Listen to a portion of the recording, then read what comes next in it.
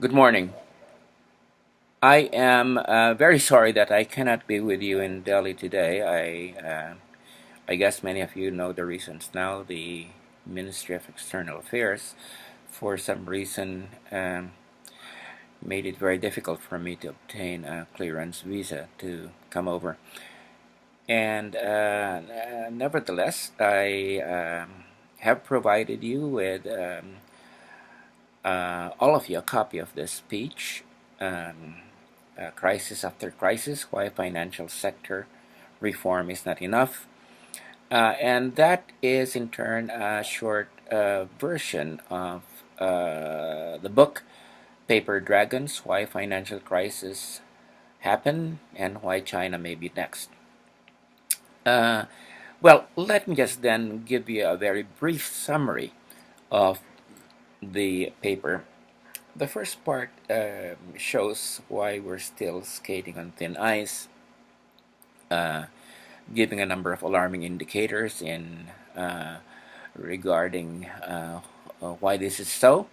One of them, of course, is the fact that the too big to fail problem has become even worse with a greater concentration of assets in the big banks than was the case in 2008. Another indicator is the fact that a number of the products that triggered the 2008 financial crisis, like derivatives and mortgage backed securities, are still being traded in huge quantities. The second part of the paper discusses why China is a great candidate to be the epicenter of the next financial crisis. It looks at a number of dimensions of the problem.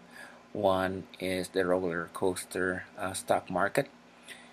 Second is the overheating real estate sector. And the third is the growth of an uncontrolled shadow banking system. The third part of the paper goes through 10 areas where reform is necessary as a minimum program for preventing financial crisis. And this 10 areas includes areas like, what to do with mortgage-backed securities and derivatives, um, a return to fractional reserve banking, major reforms in international financial governance, and making central banks accountable. And what the Transnational Institute study that I spearheaded shows is that there's been very little or no reforms at all that have occurred in these areas. And that is already just a minimum program for preventing financial crisis or for making them less um, volatile, So, and then the final part of the paper raises the question of whether or not uh, we can really eliminate financial crisis or bring them under reasonable control under capitalism, and whether we should not, in fact, be thinking about moving into a post-capitalist system, and it would be under such a system that we would be able to really eliminate financial crisis.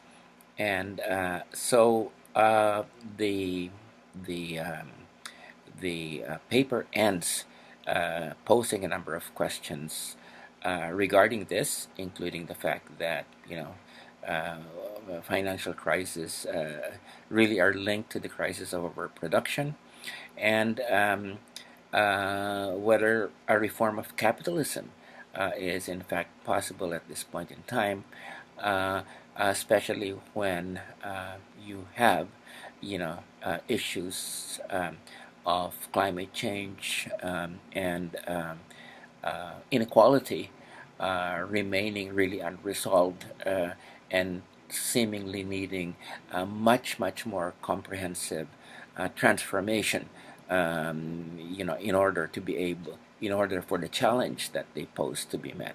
So that's it. I'm very disappointed that I'm not with you, but you have my best wishes, and I do hope that I will be provided with the minutes of the exciting conference that you're about to embark on.